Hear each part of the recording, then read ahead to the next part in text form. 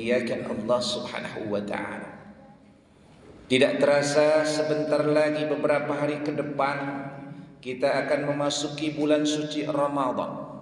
Bulan suci yang dimana bulan suci Ramadan ini Allah janjikan kepada kita segala pintu kebaikan dibuka, segala pahala amal kebaikan dilipat gandakan untuk kita. Segala dosa yang dilakukan diampuni oleh Allah Subhanahu wa taala. Segala doa yang dipanjatkan oleh kita akan diijabah oleh Allah Subhanahu wa taala. Bulan Ramadan, bulan yang penuh dengan keberkahan. Oleh karenanya sungguh sangat pantas dan layak kita akan kedatangan bulan yang sangat luar biasa untuk diri kita, untuk masyarakat kita, untuk agama kita, untuk umat Islam, untuk umat manusia pada umumnya. Maka yang pantas kita lakukan setidak-tidaknya adalah kita berbahagia dengan akan datangnya bulan suci Ramadan. Oleh karenanya orang yang bahagia saja. Baginda Rasulullah SAW bersabda, barang siapa yang berbahagia dengan kedatangan bulan suci Ramadan, maka haram jasadnya untuk masuk neraka mana saja. Luar biasa. Kita gembira, kita senang dengan bulan suci Ramadan. Bahkan bulan suci Ramadan ini kita ucapkan, kita doakan agar umur kita sampai bulan Ramadan. Dari mulai bulan Rajab kita doa kepada Allah, Allahumma barik lana fi Rajab wa Sya'ban wa balighna Ramadan.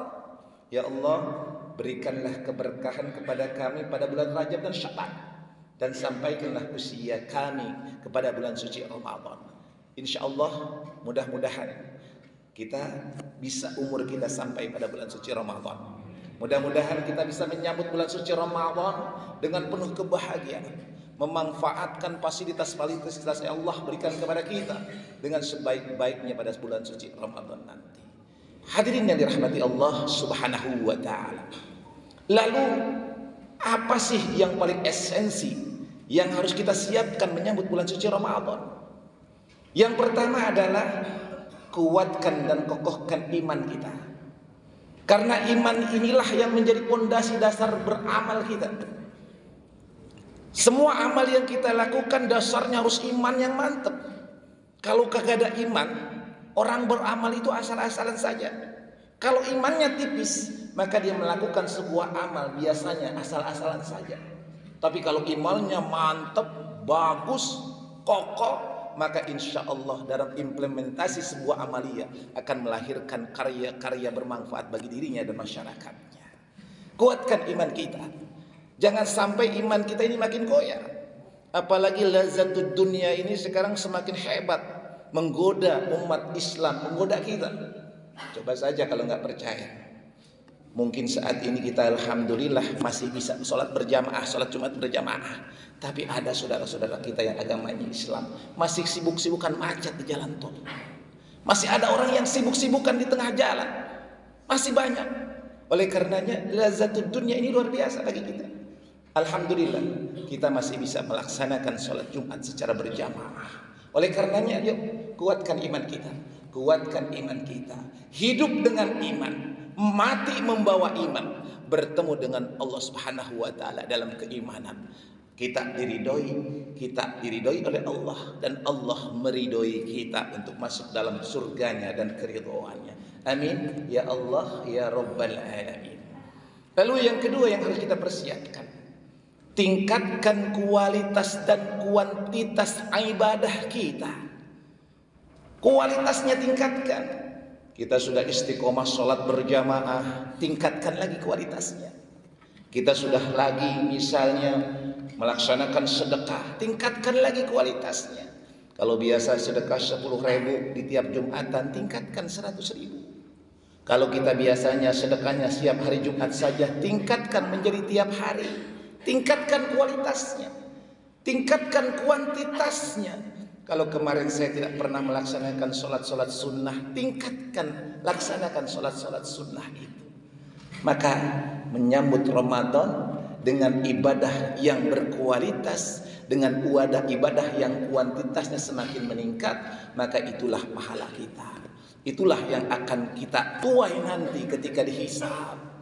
Ketika dihisab itu yang akan menjadi pertimbangan Allah, sehingga Allah akan ridho kepada kita. Ma'asyiral jamaah yang dirahmati dan dimuliakan Allah Subhanahu wa taala. Lalu yang ketiga yang kita persiapkan adalah perbaiki akhlak dan moralitas kita. Bagaimana kita berakhlak kepada Allah, berakhlak kepada sesama, berakhlak kepada sesama makhluk ciptaan Allah. Perbaiki akhlak kita terhadap sesama kita. Hati-hati sekarang, ucapan kita jaga, jari-jari kita jaga.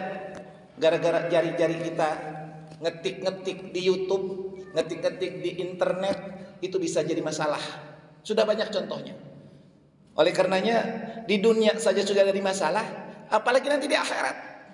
Di dunia mungkin bisa luput, tapi di akhirat tidak ada yang luput. Oleh karenanya jaga lisan kita, jaga amal kita, jaga sikap kita, tampilkan akhlak karimah dalam berhidup bermasyarakat, dalam hidup pekerjaan kita. Enak pimpinan dengan bawahan berakhlak yang baik, pimpinan cinta kepada bawahan, bawahan sayang kepada pimpinan, ngikutin aturan main yang ada, tampilkan akhlak yang mulia. Jangan mentang-mentang jadi pemimpin kemudian seenak-enaknya kepada rakyat, kepada bawahannya, menginjak-injak harga dirinya. Jangan sampai. Tampilkan, wujudkan akhlak yang mulia sebagaimana Rasulullah mengajarkan kepada kita tentang bersikap berakhlak yang mulia.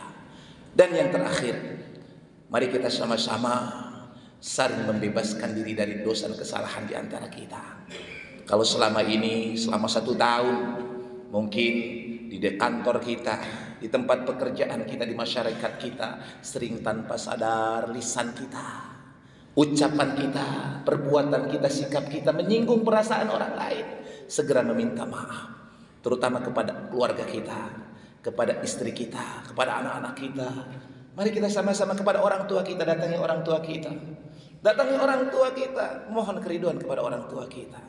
Dan jangan lupa, bagaimana kalau seandainya orang tua saya sudah meninggal, maka doakan orang tua kita, doakan orang tua kita, mohon ampunkan kepada Allah Subhanahu wa taala, mohon kelapangan di alam kurbum dan barzahnya, mohonkan ditempatkan di tempat yang paling mulia di sisi Allah Subhanahu wa taala.